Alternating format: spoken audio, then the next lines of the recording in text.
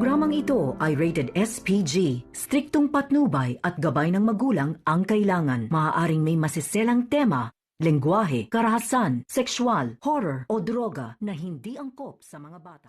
Nalaman na ni Annalyn na nagsisinungaling pala itong si Zoe sa kanya. Dito na nga ay tinawagan niya ang kanyang ina upang sabihin dito at sinabihan siya ng kanyang ina na humanap ng ebidensya dyan sa Apex Medical Center kung saan talagang sinabi niya dito sa kanyang anak. Dito na nga binalaan niya ang kanyang anak na si Annalyn na mag-ingat dahil dalawa kung talagang positibo itong si Zoe at saka si Moira ang dahilan ng pagkawala ni Don Pepe ay talagang gagawa ito ng paraan para mapahamak itong si Annalyn.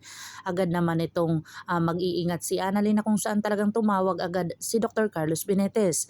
Dito na nga ay talagang kinumpronta ni Dr. Carlos si Zoe na kung saan napaamin niya ito. Tinawagan niya itong si Moira at sinabi niya dito talagang may mangyayari sa kanyang anak na si Zoe ay talagang ilalag siya dito ni Dr. Carlos Benitez. Sinabi din ni Moira na sasabihin ni Moira ang buong katotohanan tungkol sa kanyang sikreto.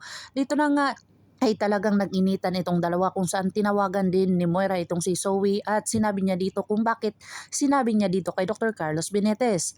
Dito na nga ay talagang nagsisihan ng mag-ina na kung saan umabot ito ng sana hindi na lang nila tinulungan ang bawat isa na kung saan hindi na sana umabot sa ganito.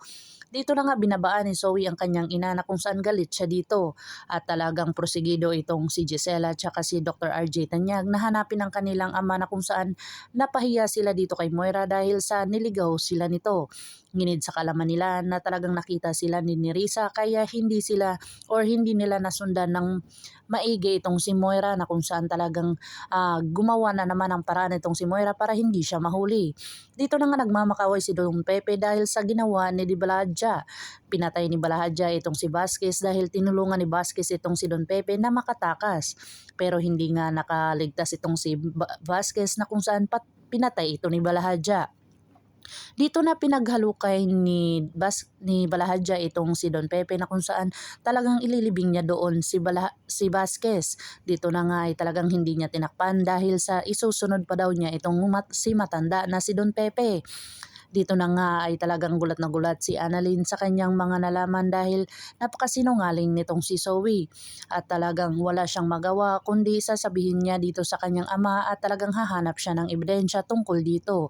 At talagang ikinagulat ni Lynette ang mga ginagawa ni Dr. Carlos Benitez dahil tinawagan niya ito at talagang sinabi na pakilamera daw ang kanyang anak na si Annalyn na kung saan parang lumalabas na kinakampihan ni Dr.